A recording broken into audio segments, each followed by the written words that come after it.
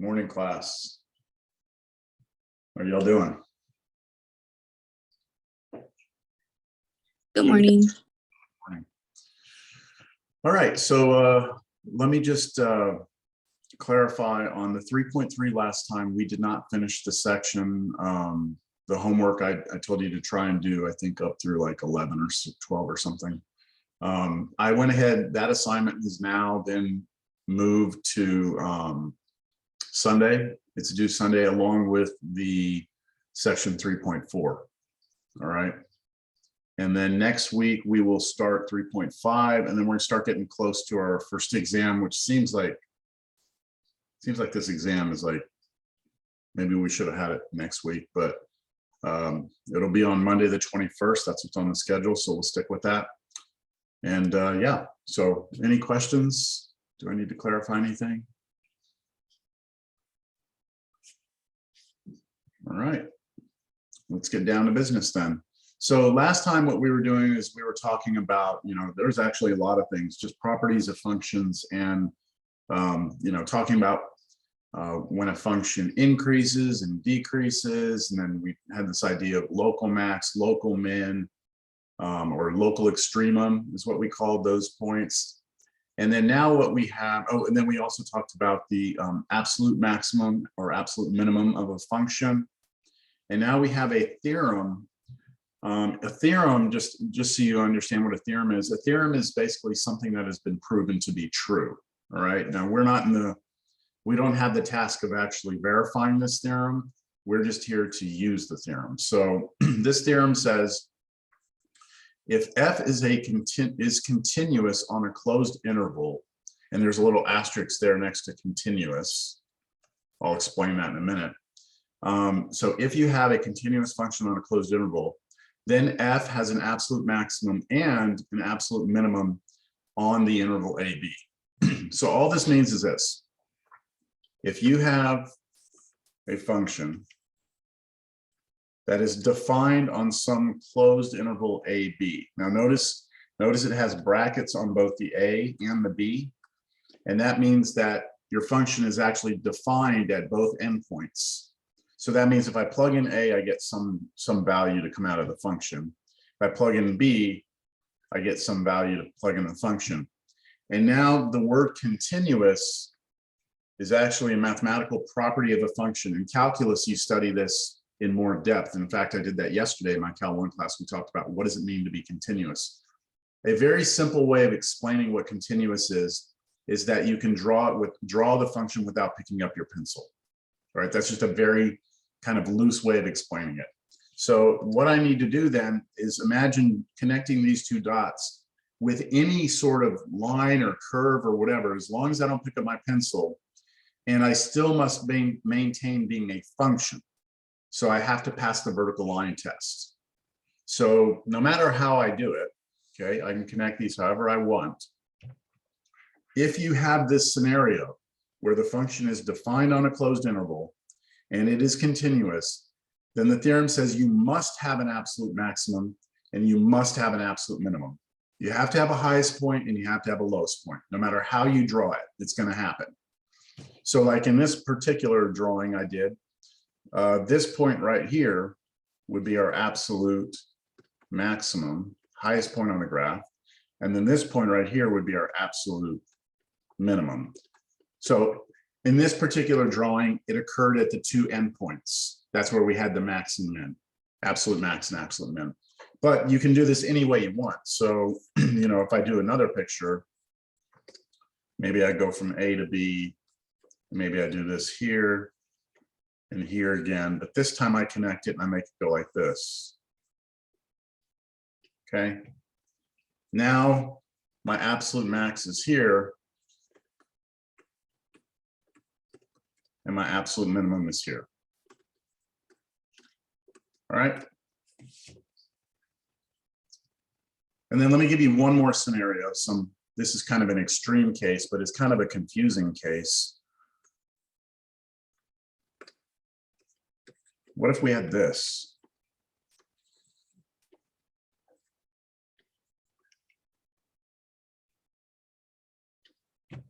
And that is a function still, right? It's a horizontal line, passes the vertical line test.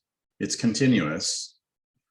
So if you look at this, it's kind of confusing because the theorem says I have to have an absolute maximum and I have to have an absolute minimum. So for this particular very special case, let's say that the value of this function here, just to give us a number, let's say that this is 2, all right? Then what we would say is that the absolute maximum of this function is 2. And we would also say the absolute minimum of the function is 2. The highest value it ever takes on is 2, but that's also the smallest value it ever takes on. So even in this scenario, you still have an absolute maximum and an absolute minimum. Is that clear? Any questions? We don't usually see horizontal lines. I mean, we don't deal with them very much, but we need to take into account that it could happen. So I'm just showing that to you. I think the other two are a little easier to understand. Just go find the highest in those points, right? Questions? Okay, that's it. That's it for that theorem. And now we're going to move into something else. We're kind of shifting gears here. Remember, we're just talking right now about properties of functions. What are some things about functions that we need to understand? Where does it go up? Where does it go down? What are the local max, local min? What are the absolute max, absolute min, right? These are just things we're trying to understand how functions behave. This is a little different, but it still has to do with functions. And this is a very important concept for Calculus 1. In fact, it is really what we start with to get kind of the ball rolling in Cal 1 is everyone has to understand this idea of an average rate of change of a function. So what I'm going to do is, before I actually get through like the details of this, I want you to think about this with like an example that might make a little more sense to you. So let's say that we have a graph, and let's say this is time, and let's say it's measured in hours. And let's say that this is distance, and let's say that's measured in miles. Okay, so this graph is going to have time as the x-axis and distance as the y-axis. And just imagine, you get in your car to go take a road trip, right? You're going to go drive to Austin or whatever and go visit the Capitol, whatever. So you get in your car, right? So at the very beginning, you start your clock and you have gone nowhere. So you have a point here, right? And let's say that it takes you, because traffic and everything, it takes you, let's say 2 hours. Okay, here's 1 hour. It takes you 2 hours to get to Austin. Let's say, you drove a total of, I don't know how far Austin is, but we can just say it's, let's go with a nice number, 80 miles. You went north of Austin. Okay, so you've gone 80 miles. So at the end of 2 hours, you were here. You went 80 miles, right? What you can tell me right now, just with that information, is you can tell me the average speed of your trip, right? You can tell me your average speed, because average speed is your total distance divided by the total time. Okay, so how far did we go? Well, we went 80 miles, right? How long did it take us to do it? 2 hours. So all we would have to do is take your 80 miles divided by the 2 hours, and that would give you 40 miles per hour, which we usually write mph, but really what it means is 40 miles over 1 hour. This is an average speed. It's telling you that on average, you went 40 miles every hour, right? That's what it means, yes? Now, we know that when we're driving our car, we get stuck in traffic. We have to stop, we have to speed up. You're on the highway doing 90 miles an hour. So this 40 miles per hour is just what happened on the average. But the trip actually probably looks a lot different. If you were to graph it, it probably looks something, it's got a bunch of undulations. When you slow down, you would slow down and speed up, right? So what we've done here by doing the average speed, this right here, what we've actually done is we have taken these 2 points, these 2 endpoints, and we have connected them with a straight line, okay? And then what we've done, you can kind of look at almost like a little triangle here.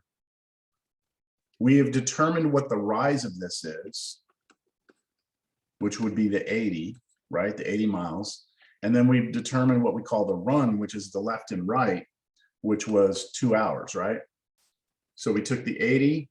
If you take this side of the triangle, 80, and divide it by this side, you get that ratio.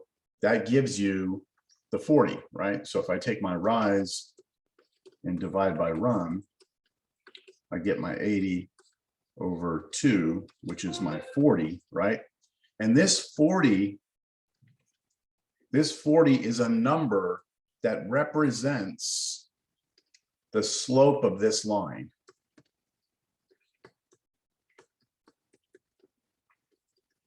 Okay, that number 40 gives you the pitch of the line. All right, so if you have a line that's flat, the slope of it is 0. If the line pitches up, what I mean up is if it's increasing like this one from left to right, if it goes up, then your slope must be positive. If it pitches down, then the slope is negative. Does that all ring a bell? You've probably all seen this before. Yes. Okay. So what I want you to gather from this is this. When you're traveling to Austin, right, you can look at the average speed. That's great. Fine. You know, all you do is you connect the two endpoints with a straight line, and then you find the slope of that line. And that's your average speed. What we're interested in calculus is not your average speed, but is there a way to find how fast you were going at one particular moment in time? Okay, so like if I go to, let's say, this point right here, I'll highlight it in yellow. That point right there. Is it possible to talk about the speed I was going right at that instant in time? That's what we do in calculus, okay? So here, what we're doing for this today is we are taking this general idea of average rate of change and making sure we understand it. And then when we get to Cal 1, we will adapt this formula to be able to handle the trying to find the speed at an instant. But you have to understand this first. So this is basically what I just drew. It says, look, imagine you have a graph. Okay, so this is some function f of x, the blue function. And let's say you have some point here, a and b. Like so for the Austin example, it was 0 and 2, but it can be any two numbers, right? And then when you plug in those values into your function, you get some output. Now, the output you get here, how high the function is off the ground, is actually f of a, right? That's what you get when you plug a into the function. And that's this y coordinate of the point, is how high you are. And then over here, you plug in b and you get this point here. So again, how high is that? That's f of b. So when you take two arbitrary points on a function and you connect them with a line, we call that the secant line. Okay, it's called the secant line. That's just what it's called. All right. In Cal 1, you actually go looking for a thing called the tangent line, which is different. So we are here looking, connect 2 points on a graph with a line that is called a secant line. And the average rate of change, okay, the average rate of change of the function between those 2 points will always be this formula. Now let's make sense out of this formula. This right here, do y'all know what this triangle stands for? Y'all ever seen that before? Physics, usually if you've taken physics, you've seen that. This is what we call delta.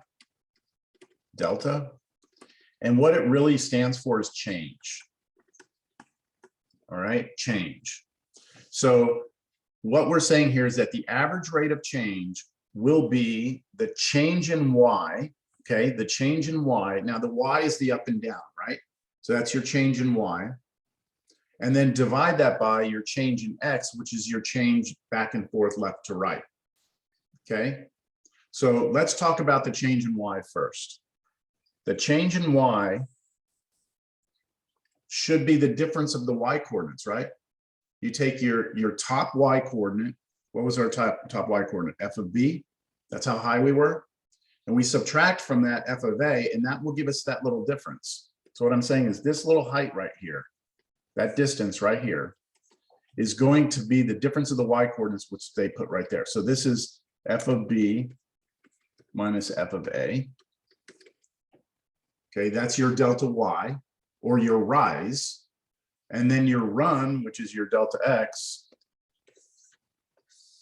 would be the difference of these two coordinates on the x-axis. So you take your b and you subtract whatever your a is. And that's where they get this little formula here, and that represents this bottom part of the triangle.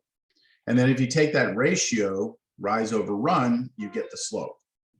So that's where this formula comes from. Are there any questions on this formula, this idea that the average change is just the difference of the two y coordinates divided by the difference of the two x coordinates? We're good? Let me go back to my example here. Yeah, let me see how I'm gonna do this. Let me do it this way. I'm gonna copy this first.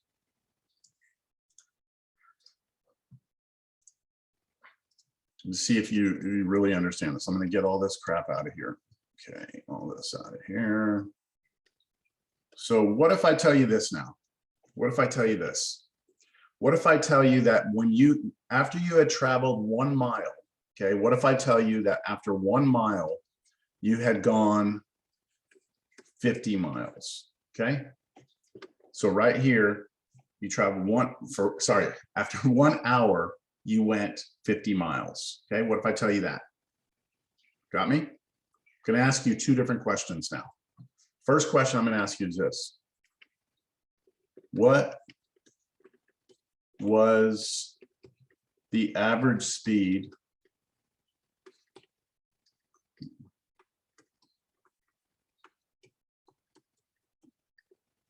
in the first hour? Okay. And then the other question is, what was the average speed in the second hour? All right, 2 different questions. So when I'm looking at the first hour, what I'm saying is, okay, if I just focus my attention on this part of my trip, let me find the average speed. So what I'm going to do is I'm going to connect these 2 points with a straight line and find the slope, the change in y over change in x. So the average speed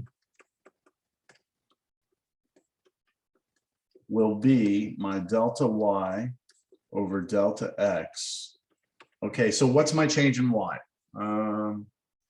Let's see, who have we not talked to in y? Brandon, you there?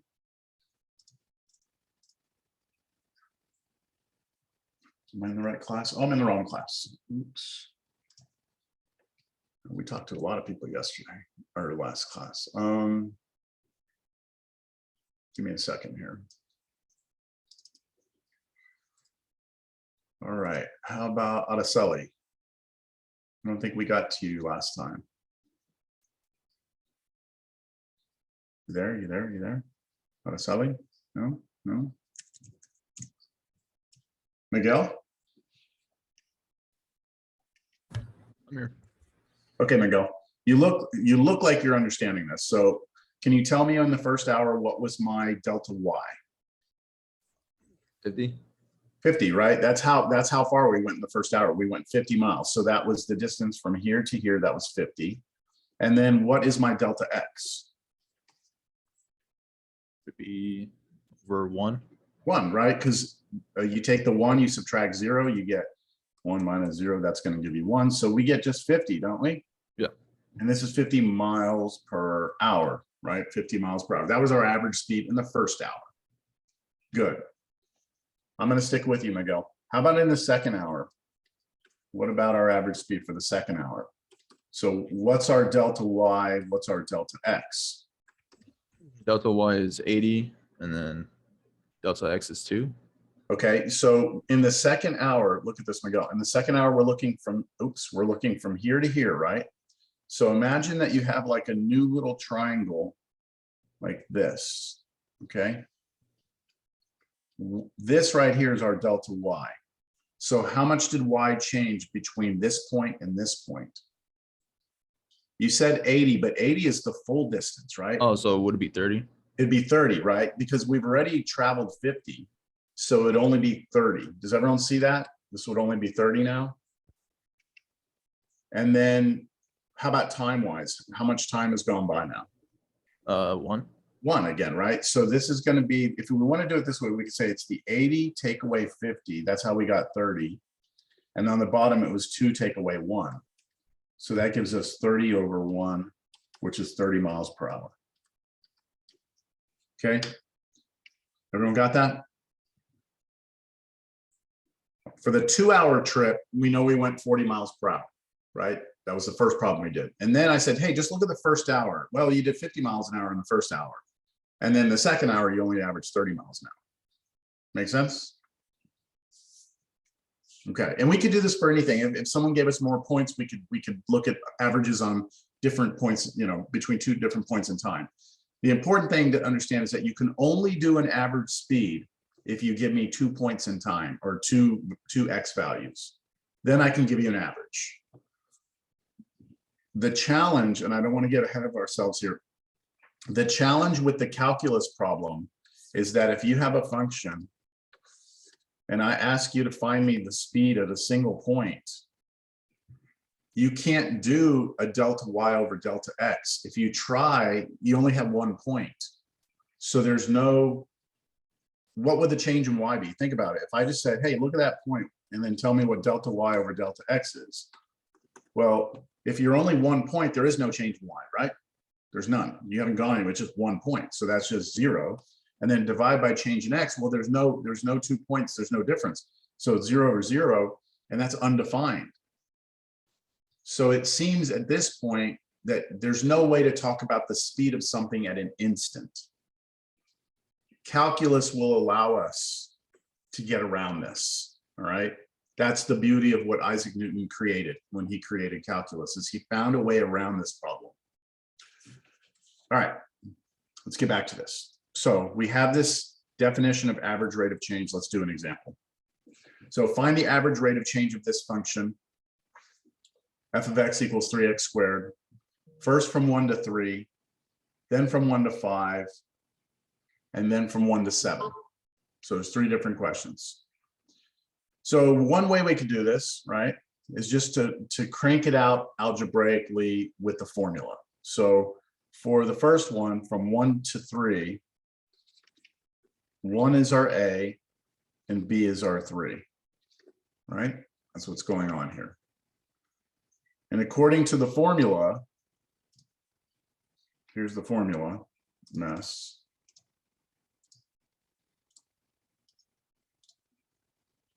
What I need to do is to find the average rate of change, I need to take my delta y and divide it by delta x, which is f of b minus f of a over b minus a, but I know what a and b are, so this is f of 3 minus f of 1 over 3 minus 1.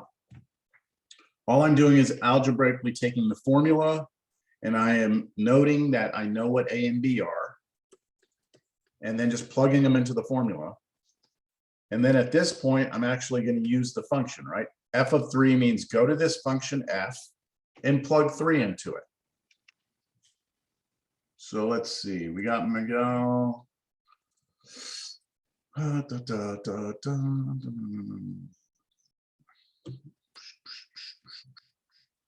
Michelle, how are you doing today? Good. Good, okay. So Michelle, what happens if you plug 3 into that function? What do you get? 9x squared. So you're plugging in 3 into this function here. So you're doing 3 times 3 yeah. squared, right? So you have to square this 3 first, right? Mhm. You get 9. 27. 27, okay, 27, and then you take away from that. Now you plug 1 into the function, right? What do you get when you plug in 1? 6. Careful. 1 squared. Right, 3 times 1 squared. So 1 squared, 1 times 1 is 1, Mhm. 10 times 3. Yeah. So just 3, right? And then over, let's see, 3 minus 1, that's 2. So where are we at? We got 24 over 2, which is 12. That is the average rate of change. Now, we're not talking about a trip to Austin here, so we're not going to say miles per hour. We're going to say 12. That's it. Questions on that? Let's do the next one, from 1 to 5. So the only difference between going from 1 to 5 is that, you know, our A is still 1, but our B is now 5. So when I do my delta Y over delta X, it's going to be F of 5 minus F of 1 over 5 minus 1. And let's see.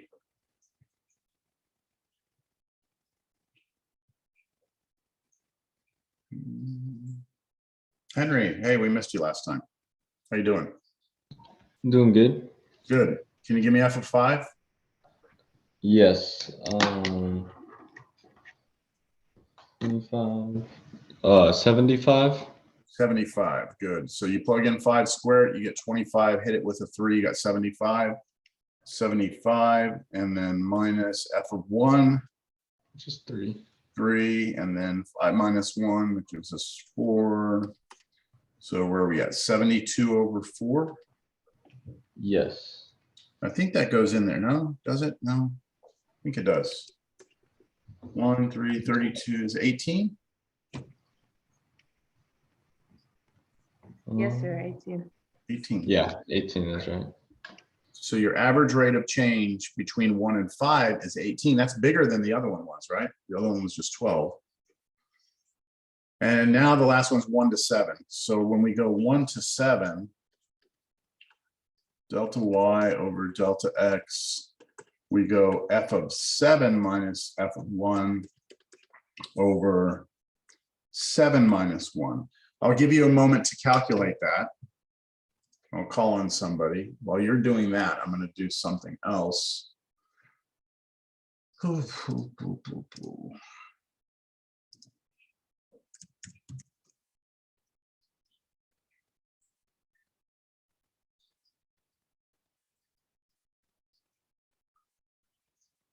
Yeah.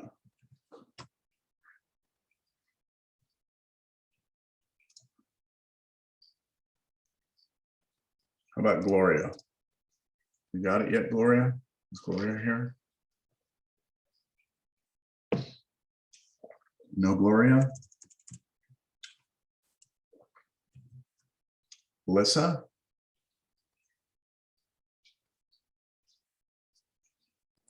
I'm here, sir. I'm just still trying to catch up. I wasn't here last class. Okay. You know what I'm asking you to do here? What happens, Alyssa, what happens when you plug 7 into the function?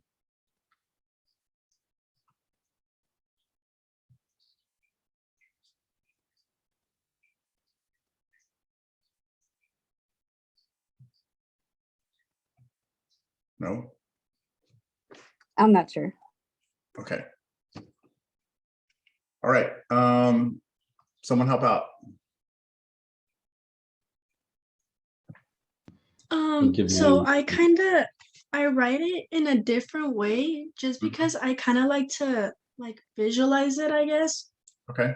So what I do is parentheses 3 and then parentheses again 7 and then close parentheses squared. Is that? Okay. And then I do. Oh wait, yes. Yeah, that's okay. And then minus and then parentheses and then another parentheses 1. Yeah. Oh wait, Square, something Yeah. like that. what? Yeah, and then I just do it over 7 minus 1, Yes. and then That's I fine. do and then so that gave me 144 over 6, and then 24. Okay, so we square the 7 first, right? We get 49. Then we have to multiply that times 3, Mm-hmm. which should give you 147. Yes. Okay, so you should get 147 minus, let's see, 3. -3, yes. and over 6. So 144 over 6. Yeah, All right, and does that go in there? yes. What, 24 24. times? Okay, 24 times. So there you go. Okay, good, thank you.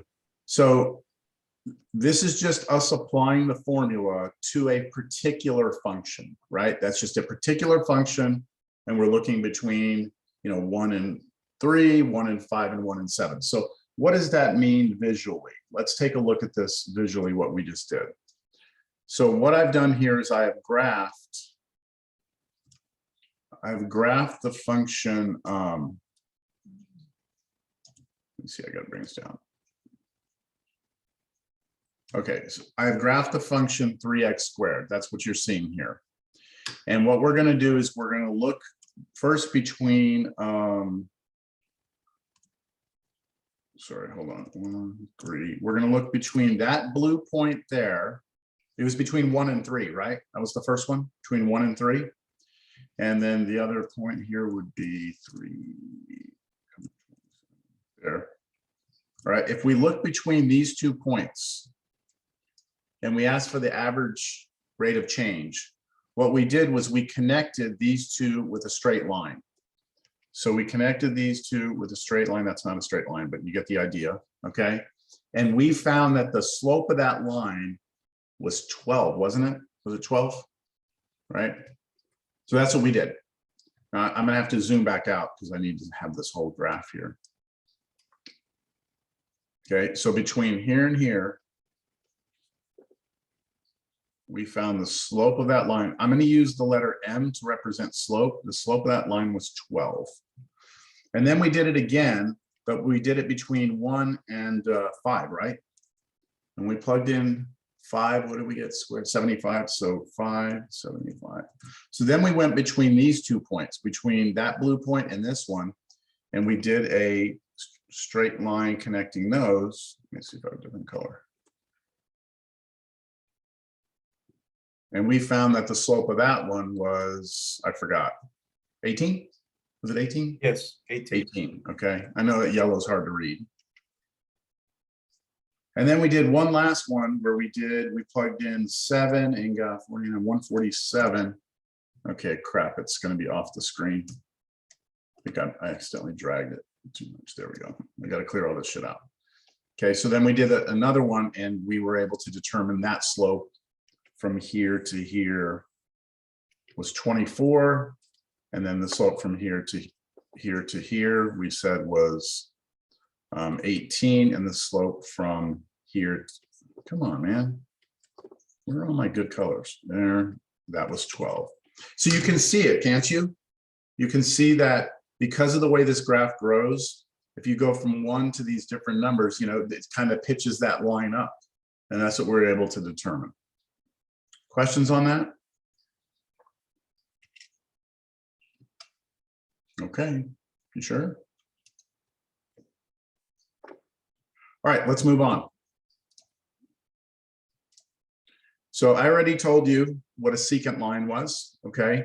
The secant line is the line connecting 2 points on a graph. And since it is a line, the slope of that line is just the rise over run, like what we just did. So this is just to show you some new notation. When we write M with a little SEC under it, what we mean is the slope of the secant line, which is the exact same formula that we just did for average rate of change. So in other words, that formula gives you not only the average rate of change, but you can also look at it as being the slope of the secant line. They're equivalent ideas.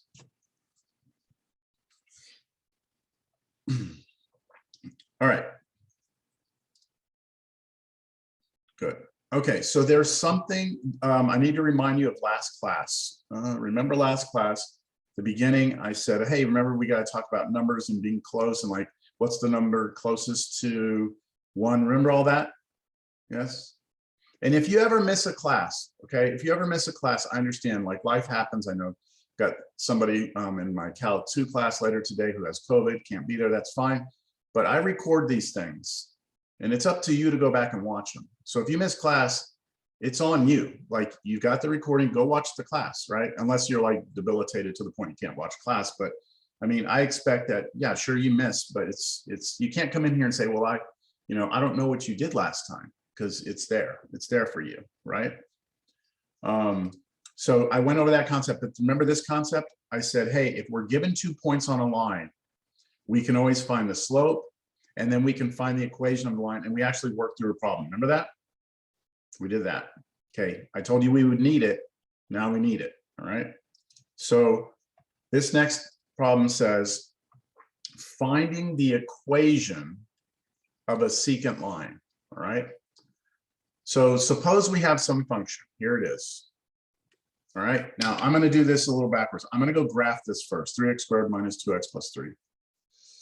3x squared minus 2x, I already forgot it. Plus 3, minus 3? Plus 3, okay. And that's our graph, and we want to look at it between, it says find the average rate of change of this function from -2 to 1. So what they mean is, if I were to go to, let me go here, -2 to 1, get rid of all that. So if we go from this point here, that's -2 on our x-axis, to the point 1 on our x-axis. Here's another point. The first part of this question is asking us to find the slope of that secant line. Okay, we're going to find the slope of that line. After we do that, the second part of the question says, now find the equation of that line. All right, so first we're going to find the slope of the line, then we're going to find the equation of the line. Two different ideas. So let's start with finding the slope of the line, or the average rate of change. So for part A, I want to go from -2 to 1, right? So this is my A and this is my B, right? I want to go from -2 to 1. And then the average rate of change will be our delta Y over delta X, which will be the formula f of B minus f of A over B minus A. Now, in our formula, it uses the letter F for the function, right? And in this problem, they give us the function, they're calling it G. So our formula doesn't work necessarily. So we have to understand that this is really, we can just change that to G, change that to G, and it's the same thing, all right? The name of the function is arbitrary. So we're just going to do G of B minus G of A over B minus A.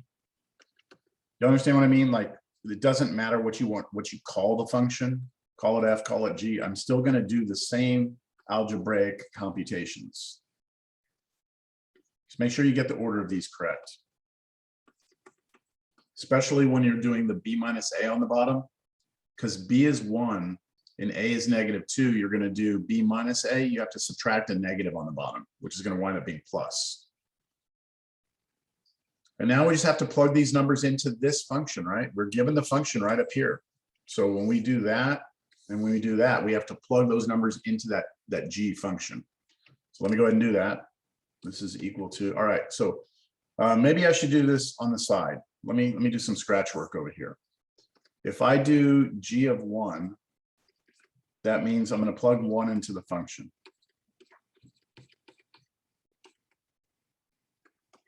This will give me 3 minus 2 plus 3. This is 6 minus 2, this is 4. And then if I plug in -2, be real careful with the -2. Because when you plug -2 in for X, you get 3 times -2 squared minus 2 times -2 plus 3. So you got to do your order of operations correctly here and not mess up the signs. So you square the -2 first, which gives you 4. And then you hit it with the 3, you get 12. And then you do negative times negative is positive there, you get plus 4 and then plus 3. So 16, 19?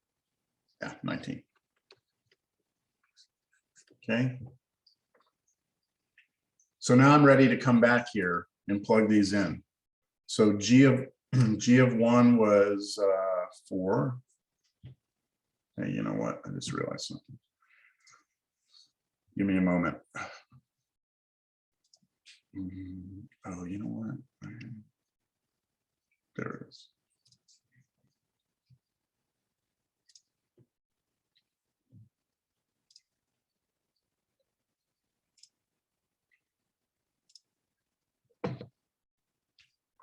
Okay, I just realized my mouse thing had changed again, so it's harder for you to see it. Okay, so G of 1 is 4, so that's going to be 4. I'm going to take away from that G of negative 2. G of negative 2 is 19. And then I divide that by 1 plus 2, which is 3. And then 4 minus 19 is negative 15 over 3, and that gives me negative 5.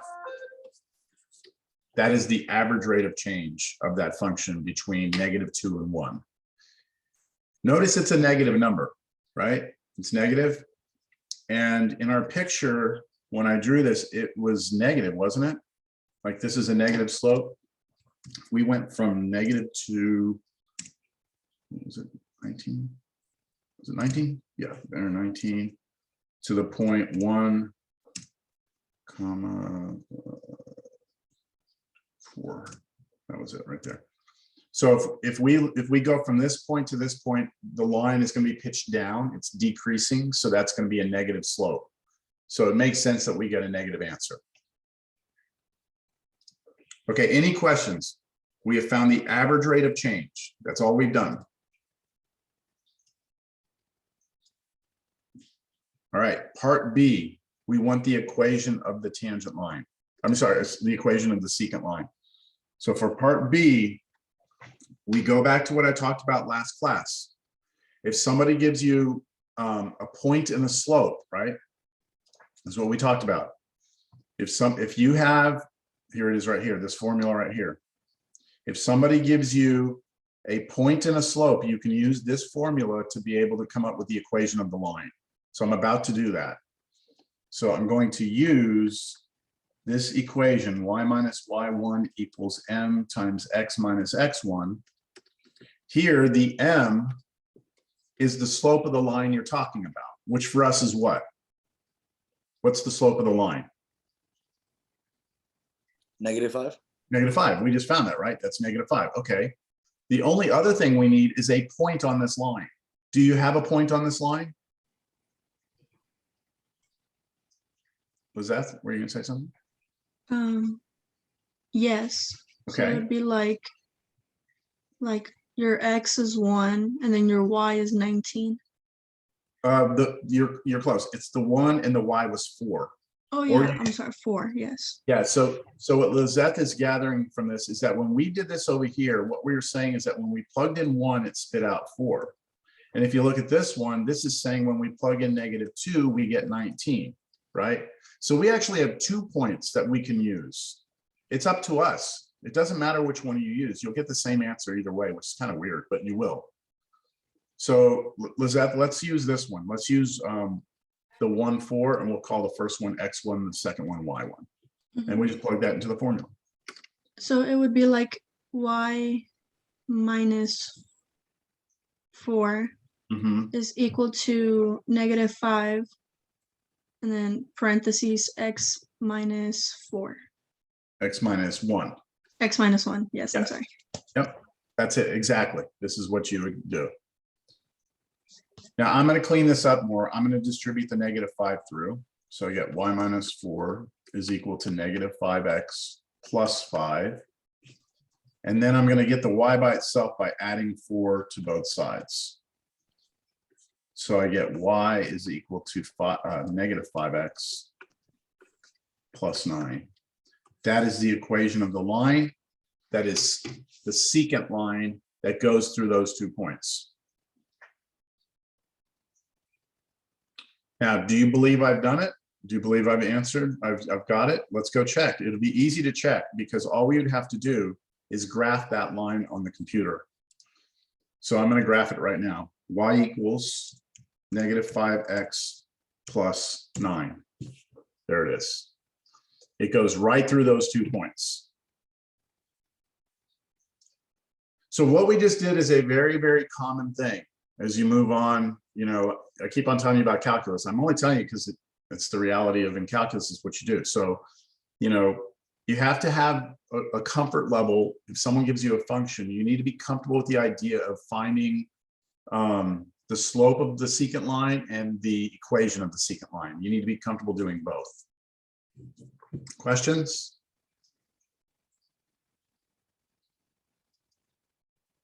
All right. We're done with 3-3. All right, we're done.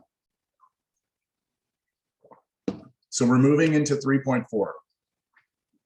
So in 3.4, library of functions and piecewise defined functions. These are kind of two different concepts. The way I want you to think about the library of functions is this.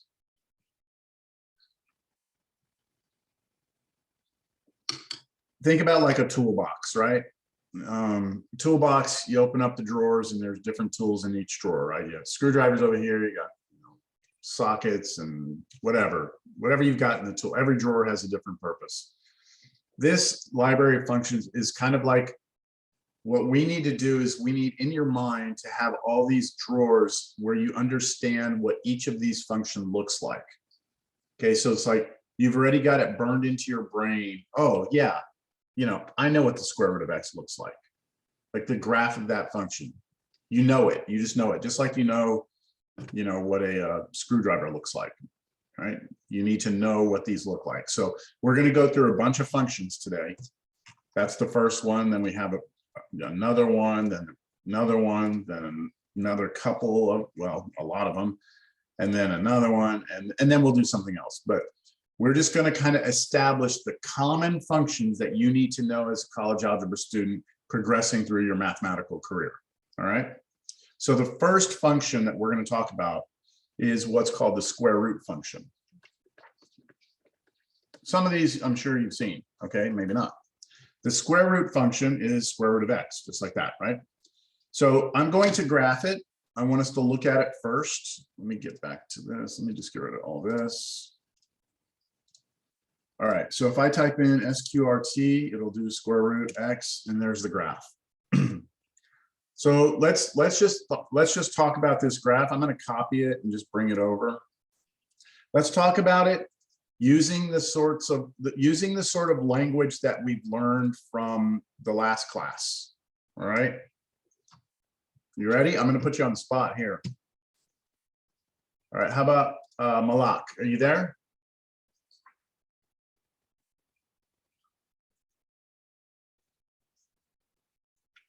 See Malak? I'm here. Just give me 1 second. I need to grab my laptop charger. Okay, yeah, go ahead. I'll come back to you. Sierra, are you there? Yes, sir. I'm here. Okay, so I'm putting you on the spot. So it's going to go back to last class a little bit. All right. Okay. So is this function increasing or decreasing? Increasing. Increasing, right? Increasing all the time, isn't it? Yes, sir. Well, Infinity. at least on its domain, right? And can you Yes, sir. tell me can you tell what the domain is of this function? Would it be 0? Uh-huh. The domain of this function, I'm just going to put dom is you said 0, Yes, right? To where? sir. Infinity. Infinity, good. Now, the next question would be, do I put a bracket on the 0 or do I put a parenthesis? So think about the function. The function is the square root of x, right? Right. Can you plug 0 into this function? Yeah. Yeah, square root of 0, 0, right? Good. Yeah. So I want to include 0. Make sense, everyone? Yes, sir. Good, good. And it goes on forever. So that's the domain of this. What about the range? Let's see. Malak, are you back or you want me to come back to you? Yeah, I'm back. What about the range? Tell me about the outputs of this function. So with domain, we were looking like at all the x values that are possible to get plugged in, right? That's what domain is. And we said anything from 0 to the right forever is allowed, but you can't plug negative numbers in, right? Can't plug negatives to a square root. But what about the range? What comes out of this thing?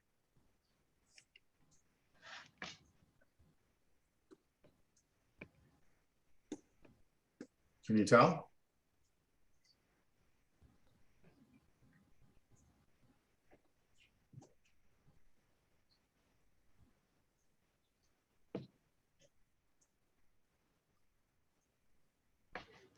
I have trouble with the range, honestly. Okay, so, all right, let's try and make sure you understand it then, okay? So see if you follow this, Malak. If I plug in a number like 4, it's gonna spit out this positive number here, isn't it? Yes. Okay, if I plug in 6, it's gonna spit out some positive number here, yes? Yes. Okay, if I plug in 2, it's gonna spit out a positive number. When we're talking about range, what we're talking about is what sort of numbers are coming out of this. So far, it appears that all these positive numbers are going to come out. Do you see that, Malak? Yeah.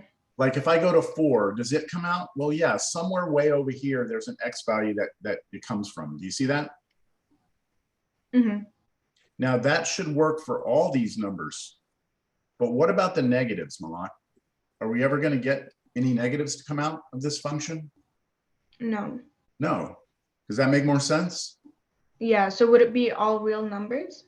Well, you can't say all real numbers because that would include negatives. Oh. You would want all positive numbers though, right? Yeah. Because these are all, everything in yellow here, these are all positive numbers. These are positive numbers. And also 0 comes out too. Oops. 0 does come out as well. So you want everything from 0 up forever to infinity. So we would write exactly the same thing as the domain, 0 to infinity. I hope that makes a little more sense. Yeah, it does. Thank you. We'll do more examples where you're going to be able to see this. Okay, so we have for this function, the domain is everything. I mean, sorry, the domain is from 0 to infinity. The range is from 0 to infinity. It's always increasing, right? So it's this function f is increasing. I used that last time in notation in class. F is increasing also from 0 to infinity. Where is f decreasing? Let's see. We got Malak, we've got Sierra. How about Annika? I feel like I haven't called on you. Annika? Hi, Hey, what's going on? good.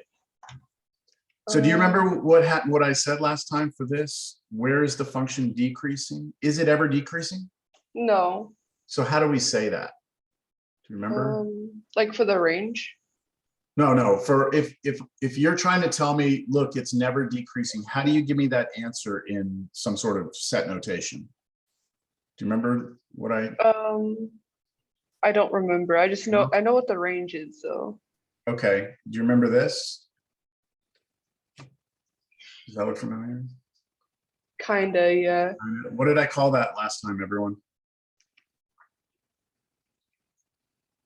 Do you remember? I did show this, yes? The Y'all are empty making me- set. The empty set. Okay, so it's basically the set of nothing. Remember I went and grabbed my trash can, showed you all my trash can? So it's never decreasing. Okay, let's back up. The domain is from 0 to infinity. You can only plug 0 and positive numbers into this, and only 0 and positive numbers will come out. It is increasing from 0 to infinity. It's never decreasing. Anything else? How about symmetry? Even, odd. Can y'all tell me about that? Is this an even function, odd function, or neither? Would it be neither? Neither. Because for even, right, you need it to be a reflection over the y-axis. There is no graph on the other side. So you can't have a reflection over the y-axis. And it can't be a reflection over the origin because to do that, you have to reflect over y then x. So it's neither one. So there's no symmetry here. Let me go back to the notes. Let's see if we've covered this. Okay, the domain and range, it says here, domain and range of this are the set of non-negative real numbers. So basically that's them saying the domain is from 0 to infinity and the range is from 0 to infinity. Let me see, it's neither even nor odd. It's increasing all the time. Oh, absolute minimum, absolute maximum. We didn't talk about that. So this does not have an absolute maximum. right? Because it keeps going up forever. But it does have an absolute minimum, right? The lowest point is right there. 0 is the lowest point. And they also talked about one more thing, an x-intercept. It has one x-intercept and it happens right here at 0. So what this is about, again, what we're trying to do here is from here on out, if somebody were to say, hey, think about the square root of x, right? You should have a mental picture of this function. And you should understand just by that mental picture, what the domain is, what the range is, that it's always increasing, that there's no symmetry, that you have an x-intercept at 0, right? All these things need to be kind of like in here. You shouldn't have to go like look it up, right? That'll make your life so much easier moving along if you can understand that function in that sense. And we only have about 10 or 12 more to look at. All right, you ready? Move on. The next one. The cube root of x. So the thing about the cube root of x is when we had the square root, you cannot take the square root of a negative number, right? We were taught that a while back, or hopefully we understand that. Here with a cube root, you can take a cube root of a negative number. So this graph's going to be different. This is the graph of the cube root of x.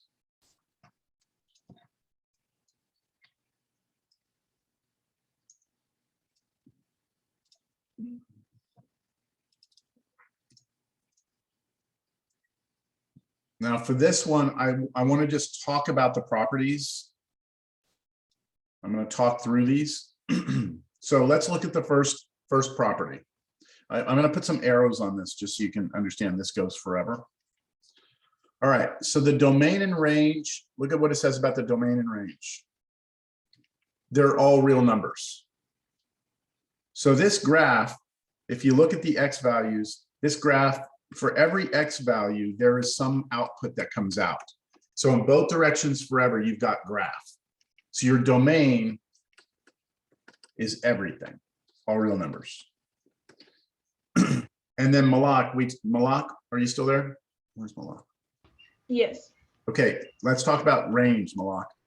So on range, like I was trying to show you before, it's kind of like you're looking at the y values and seeing like, what y values come out? And do you see, Malak, that all these y values would come out?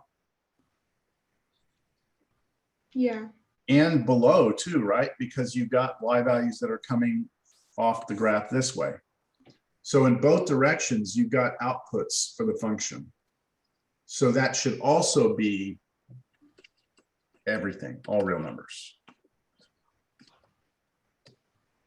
Making sense? Yes. Okay. Okay, the other thing to consider here, let's look at this next thing. The x-intercept of the graph is 0. So it hits the graph at 0 on the x-axis. It also hits the y-axis at 0. So that's basically just saying that that point is both an x and a y-intercept. We could have said that on the last problem too.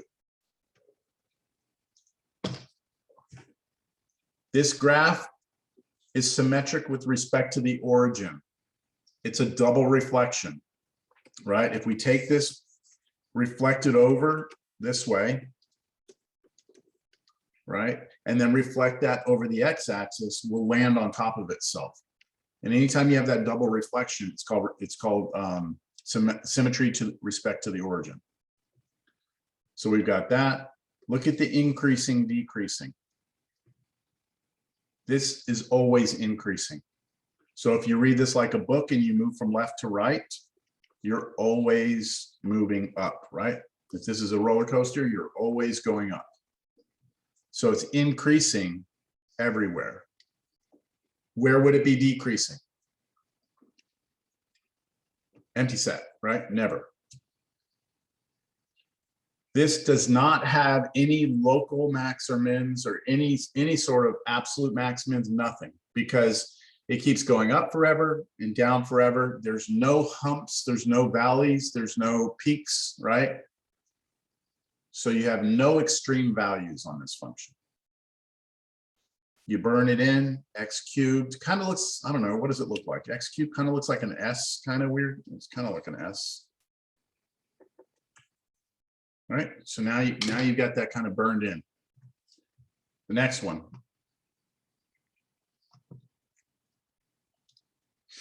The absolute value function. So the absolute value, we know the absolute value is basically 2 bars around a number, and it always spits out a positive answer, right? Well, a non-negative answer. You plug in a positive number, it'll spit out a positive, but if you plug in a negative, it'll spit out the positive of that. So the graph of this looks like this. Absolute value of x. It's kind of strange that it looks like a V, but it makes sense if you think about it. If you, let me copy this real quick.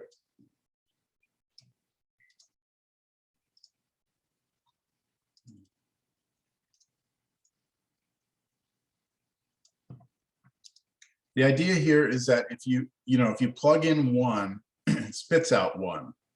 If you plug in 2, it spits out 2.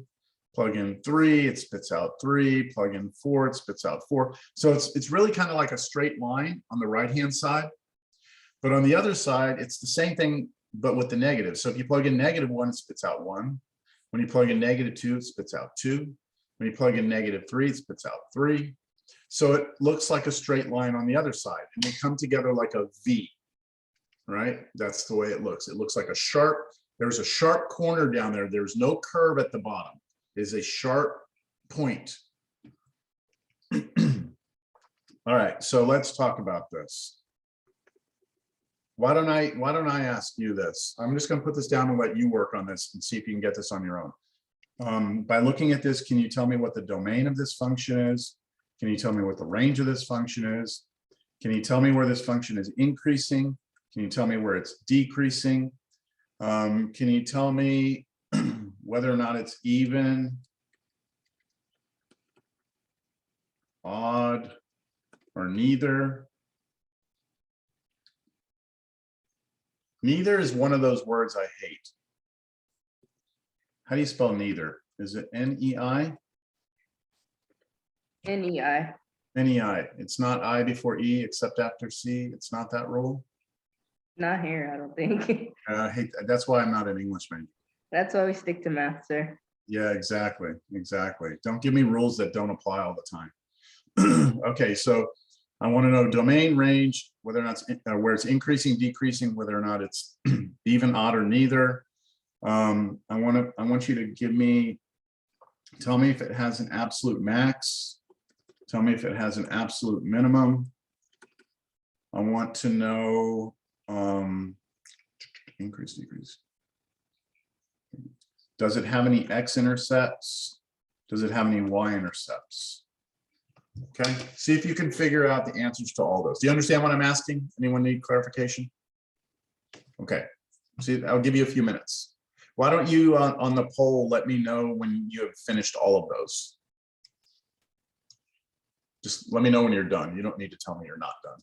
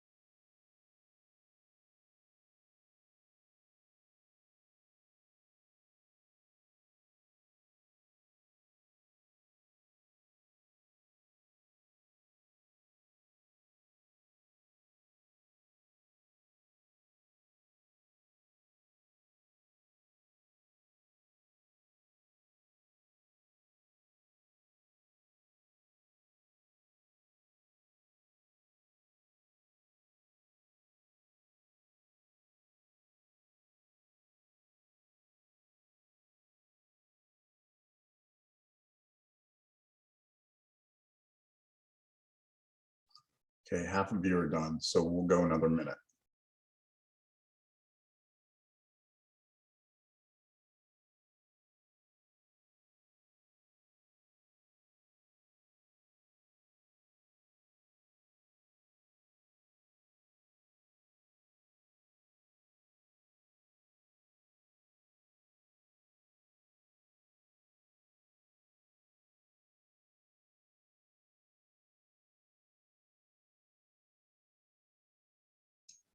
I plan on calling on Dominic, Caitlin, Zachary, Michael, and Sana.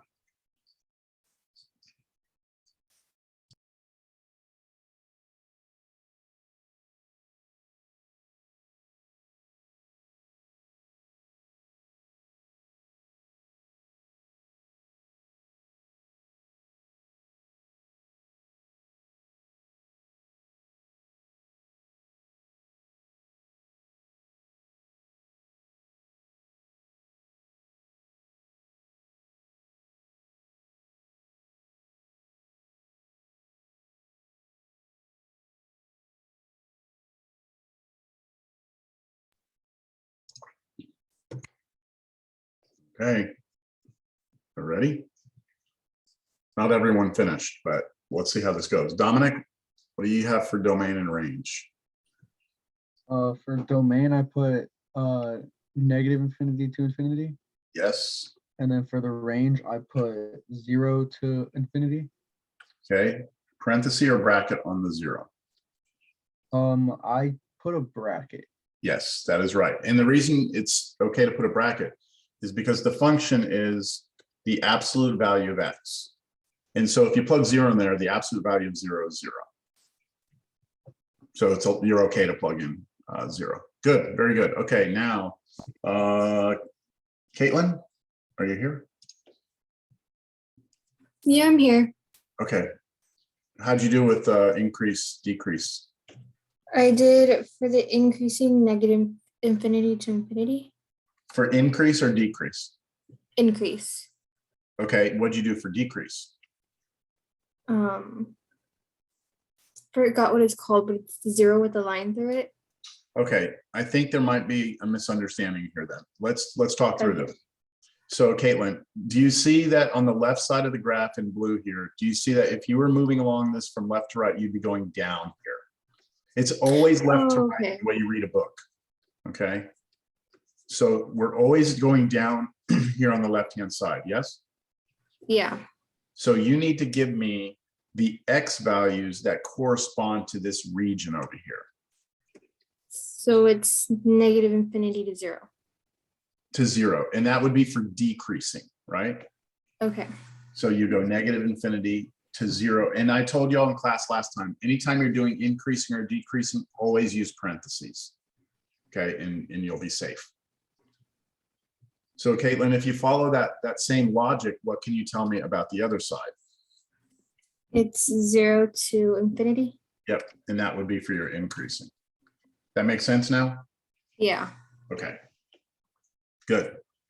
All right, Zachary, even, odd, neither? Even.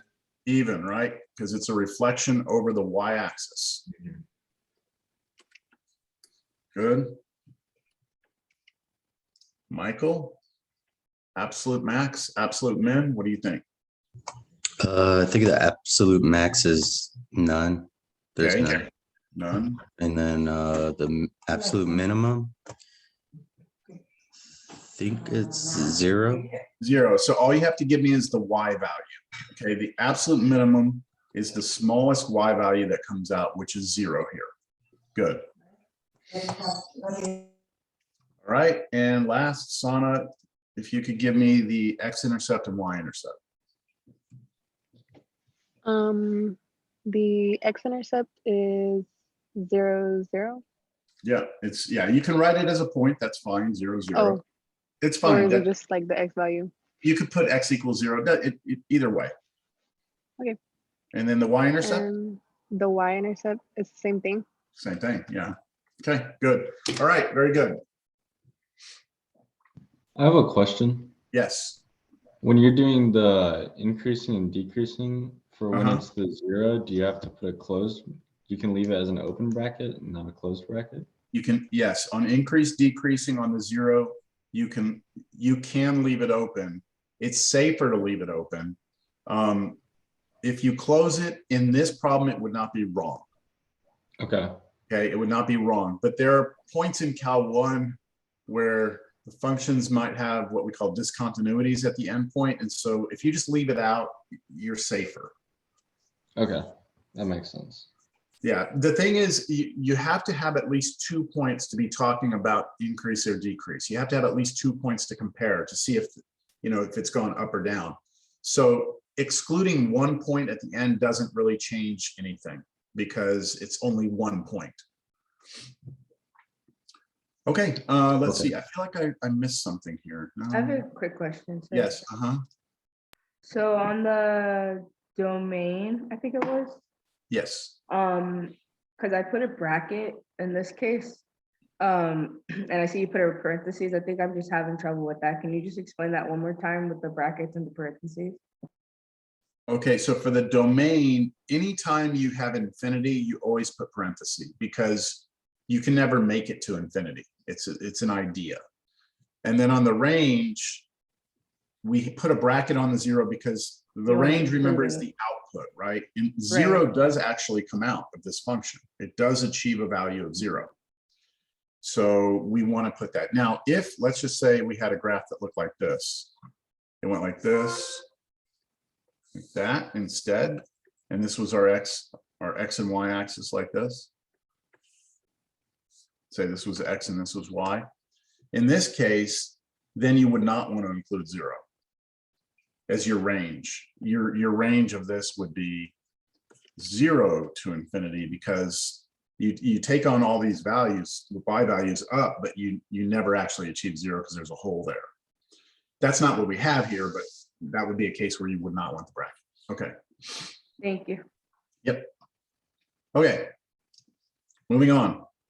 A constant function. So everyone here needs to know what a constant function looks like. This is just like f of x equals a number. And to give you an example, if I give you the function f of x equals, let's say 4, there we go. It is a horizontal line. All right. And of course, we could talk about this. I'm not going to go through all the details for each one of these, but for a constant function, the domain here would be everything, right? All real numbers. The range would only be the number 4 because that's the only thing that comes out here is the number 4. It's never increasing, it's never decreasing, but it's constant the whole time. It has no x-intercepts, but it has a y-intercept. This would be even. This would be an even function because it's a reflection of itself over the y-axis. All right, the next function is a really important one called the identity function. And it's the function f of x equals x. So they call it the identity because whatever you plug in is what comes out. So if you plug in 2, it spits out 2. If you plug in 3, it spits out 3. Plug in 10, it spits out 10. Plug in -5, spits out -5. So whatever goes in is what comes out. Identical, right? It's identical. What goes in is identical to what comes out. So they call it the identity. So the identity looks like this. And you need to know that that's what it looks like. It's that perfect diagonal line that goes through the origin. That's the identity. The domain, everything, all real numbers. The range, all real numbers. It's always increasing, right? Always increasing. Never decreasing, never constant.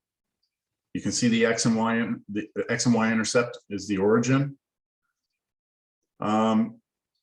Even, odd, neither. What do you think? Would it be odd? It's odd. Yep. Double reflection. Reflect over y, then over x, and it lands on top of itself. This is going to be used later. Okay, we need the identity function later for something. So know what it looks like. The next one, most people know what these two look like, x squared and x cubed.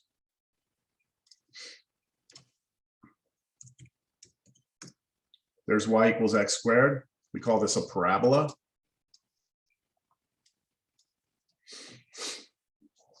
Domain, everything. Range, 0 to infinity, including 0. It decreases to the left of 0, it increases to the right of 0. It has an x and y intercept of 0, 0. It's an even function. Are there any questions? I know I'm going through this quickly, but I'm hoping you can just like look at this and see this.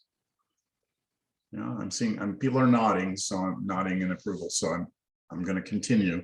The other one was x cubed. Oops. There we go. There's x cubed. Domain, everything. Range, everything. All real numbers, both to the left and right and up and down. Always increasing. Always increasing. X-intercept is the origin. It's odd. It's an odd function. Oh, by the way, no max and mins here, right? No max and mins. You have no absolute maximum, no absolute minimum. X squared has no absolute max, but it has an absolute minimum of 0. I didn't say that about this one. The identity function, no absolute max, no absolute minimum. So you start putting all these things together, right? These are all the different functions that we've looked at so far. Oh, and then the constant function. Where's the constant one? Yeah. I'll bring this one down. There we go. So these are all the different functions we've looked at. You need to understand all the little aspects of these things, of these particular functions. Questions? 1 over x, the reciprocal function, really going to play a pivotal role later on in this class. This reciprocal function. Let's take a look at that one. 1 over x. So 1 over x is a very interesting looking function. I think we should talk about it.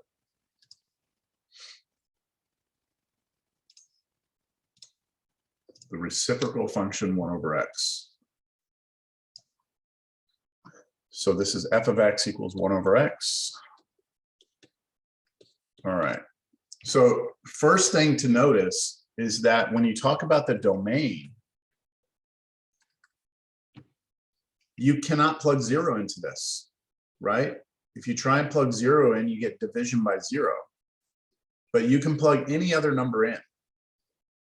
0 is going to cause a problem. So your domain is negative infinity to 0, don't include 0, union, then 0 to infinity.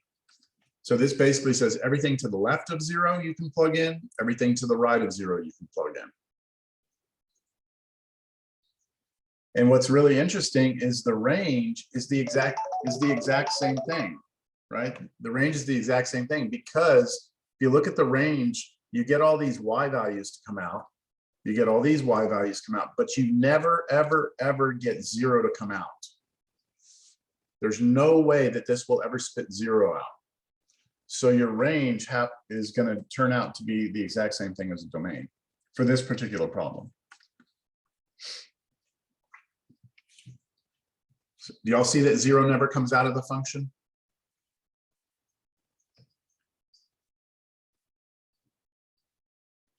All right, let's talk about where it's increasing and decreasing. So increase, decrease.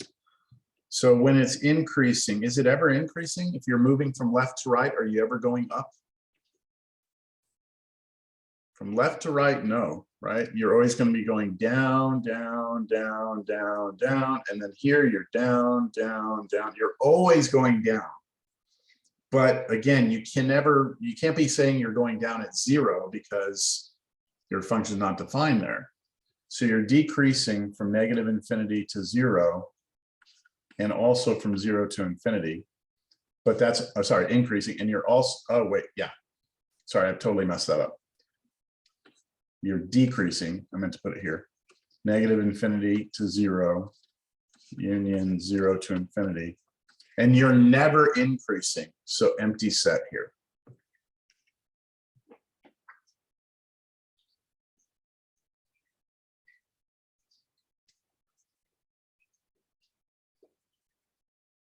Even, odd, neither. What do you think? Odd.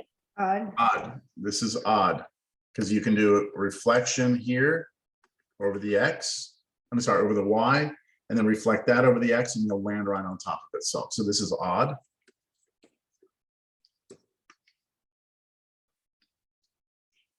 Any X intercepts or Y intercepts?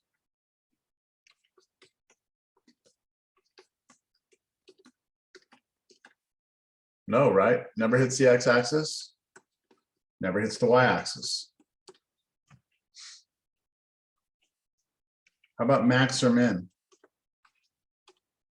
Do we have a maximum or minimum? This arrow goes up forever, and this arrow goes down forever. So there is no lowest point, there is no highest point. So you have none. Questions?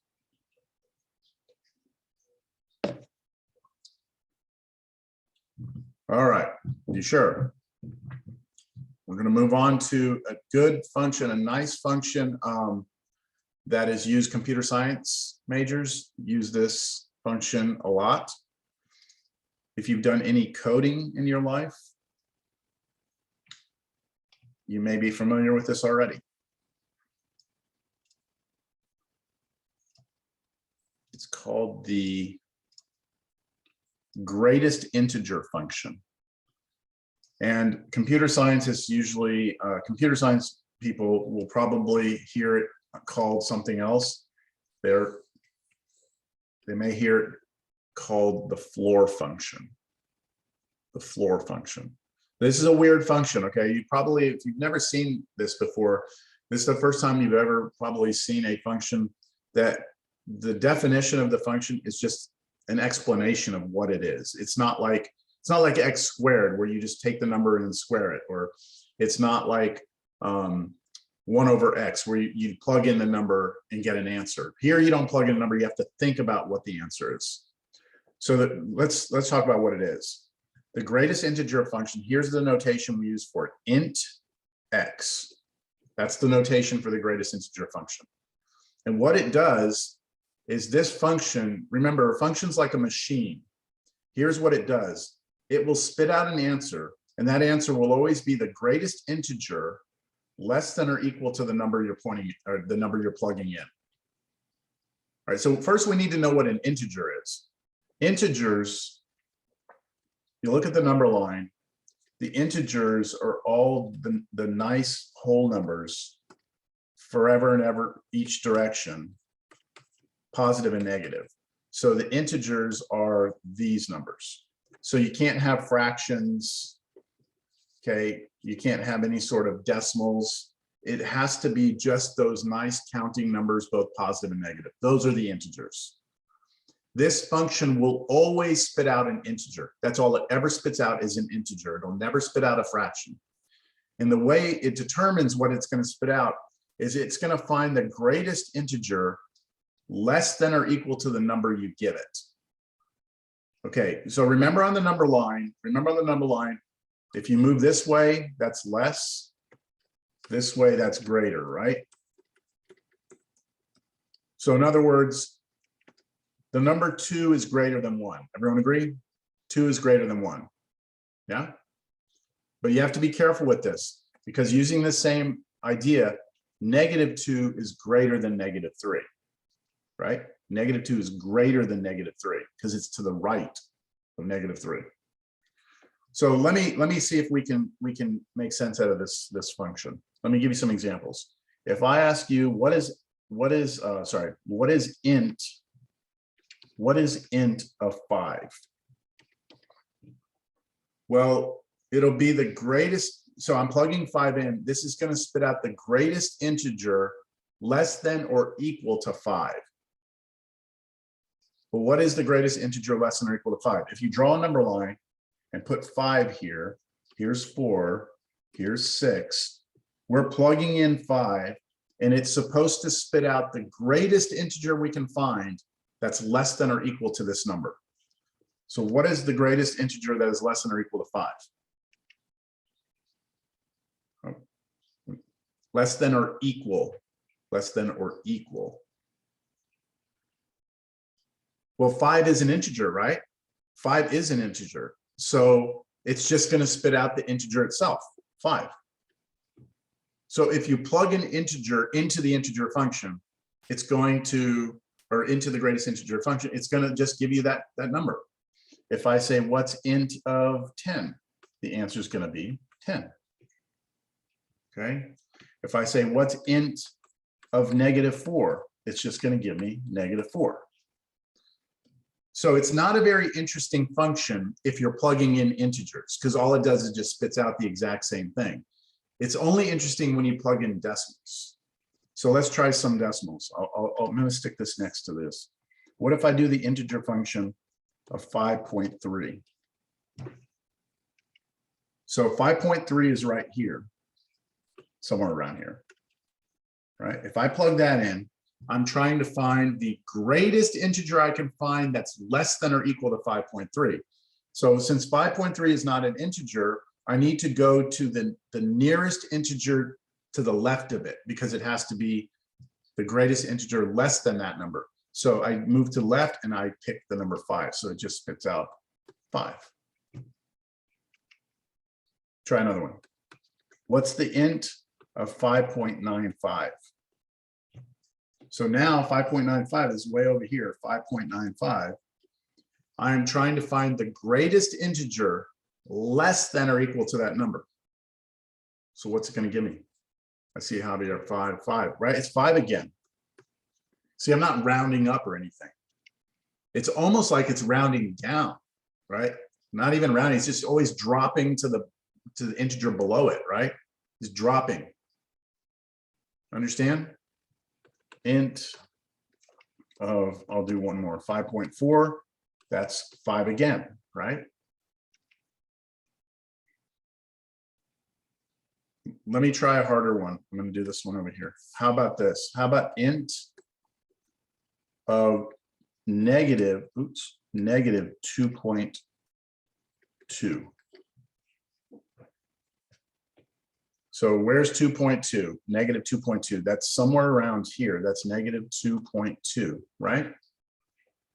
What is the greatest integer less than or equal to that? -1. -3. So -1 is to the right of it, isn't it?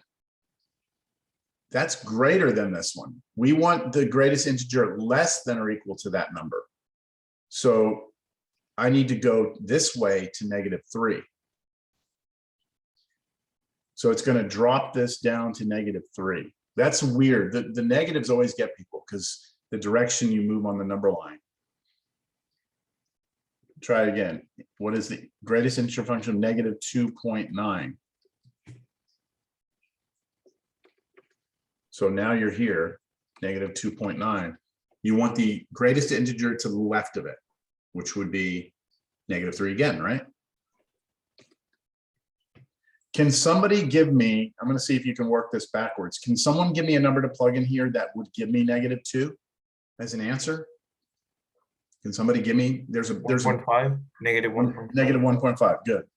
-1.5 would work.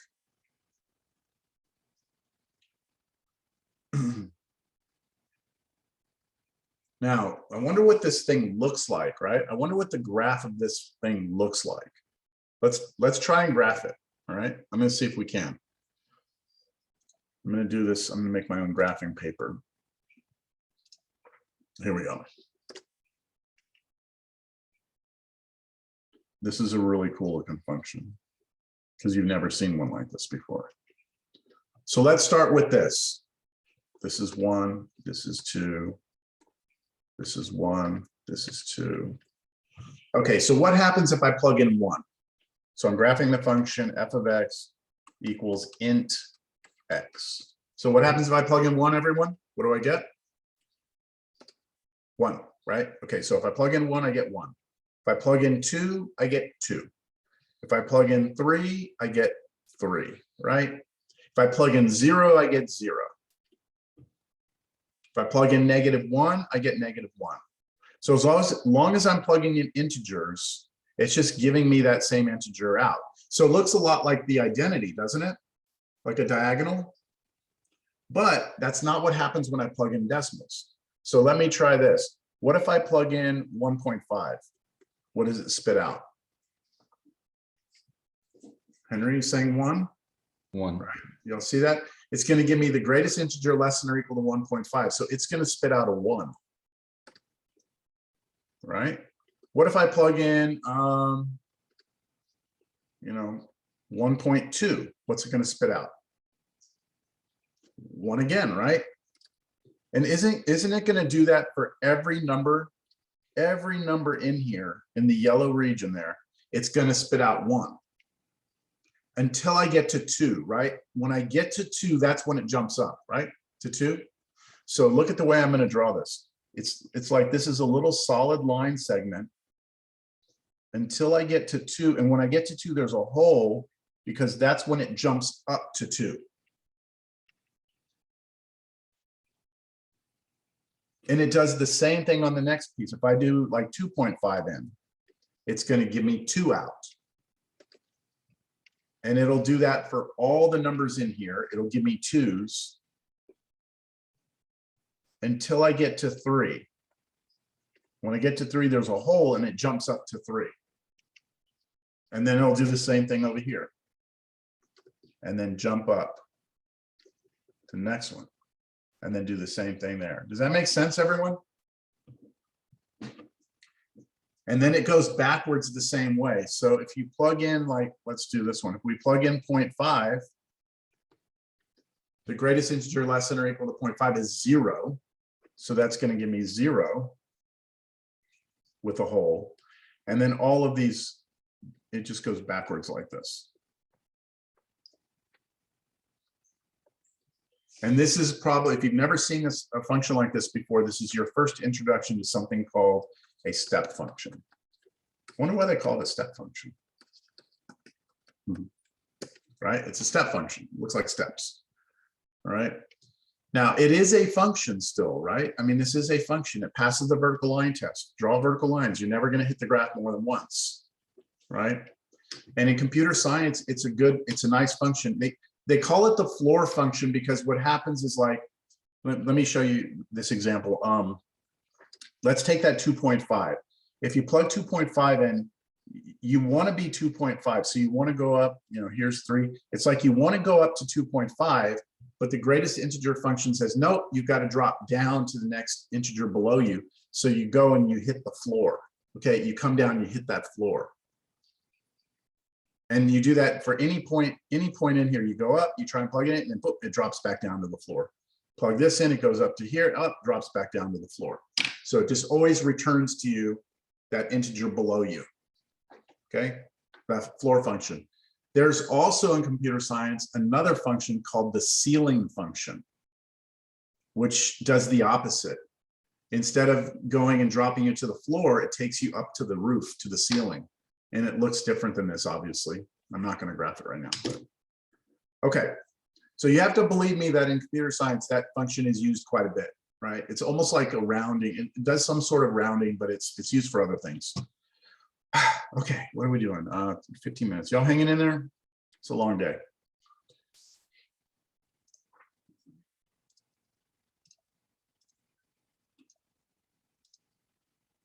Yeah. This is the ceiling function. I went ahead and put it on here for you just so you have it. It's called the least, not greatest integer function. It's called the least integer function. And what it does is it gives you the smallest integer greater than or equal to the number. So things get switched over. So if you plug in, this is not the notation for it. So if you plug in 5.5, what it does is it says, okay, I'm going to go find the integer above that one, the smallest integer above it. So it's going to spit out 6. All right. so we have another section here. What do we go? We go till 40, right? 1040? Was it 50? 40? Where's my mind? I think it was 40. It's 40, right?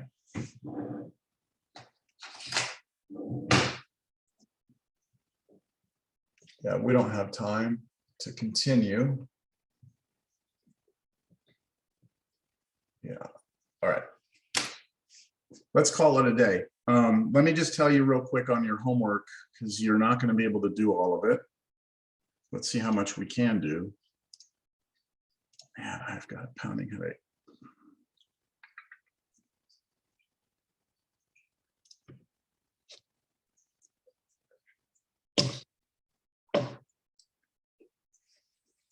So while I'm doing this, I'm going to tell everyone something I told my class yesterday. Well,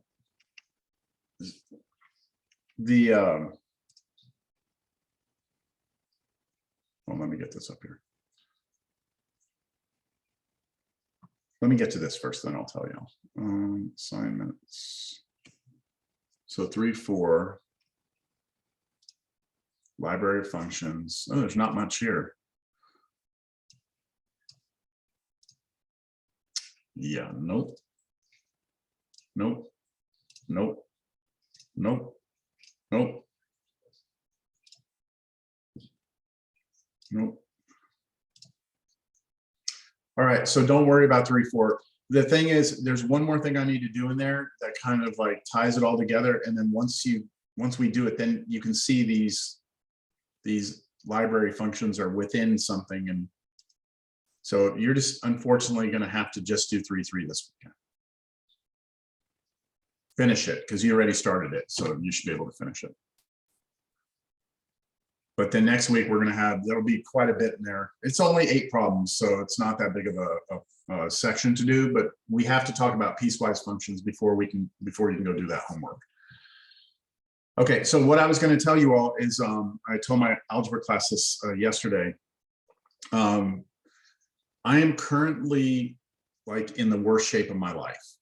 Okay, I used to do triathlons. I used to ride my bike like 150 to 200 miles a week.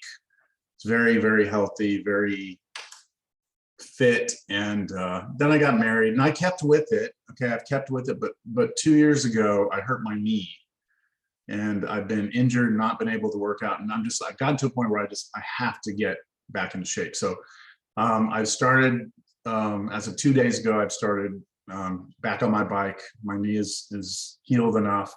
Back on my bike, I'm eating right. And so I'm telling you this because if I can lose 12 pounds in 12 weeks, everyone's going to get 5 points on their final.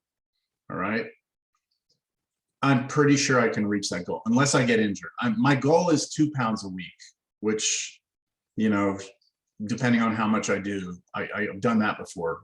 So but when you get older, it's a lot harder to do. So, so I'm letting you all know because that keeps me accountable. All right. I told my algebra class and they're like, we want to see weekly logs of your calorie intake and all this stuff. So I am keeping track of it. I am keeping track of every day. I'm weighing myself. I'm keeping track of the foods I eat on an app and how many calories I'm taking in, how many calories I'm burning on my workouts because I've got a heart rate monitor. And so it's a goal for me. All right. And it will benefit you if I can reach that goal. So make a goal for yourself, not health wise, just anything, you know, make a goal for yourself, have something to wake up for and go achieve, whether it be doing better in your math class, you're doing better, you know, being a better boyfriend, girlfriend, whatever it is, you know, you can make a goal for yourself. It makes life a little bit easier. All right. Y'all have a good one. Have a good weekend. Super Bowl, right? Go Chiefs. I'm so glad the Chiefs are gone. I'm sorry. Me too. Me too. All right. Y'all have a good one. Hey, you can't Thank talk you, about my Professor. Chiefs like that. Is that okay? All right. Sorry about that. Sorry. Hey, they had a run. They almost pulled off No, twice. yeah, I'm originally a Cowboys fan, but my family's a Texas Tech fan, so we like Mahomes, and then we just screwed Yeah. up the Chiefs itself. So It's, I mean, yeah, I mean, Mahomes, the only reason I don't like the Chiefs is because they're too good. That's, you know, I just hate. No, them yeah, that's for sure. They and I'm kind of glad that it's new faces like this year in the big one. Yeah. Just because I mean both sides, I like both sides of like the spectrum. Like I really have so much respect for like Stafford, so I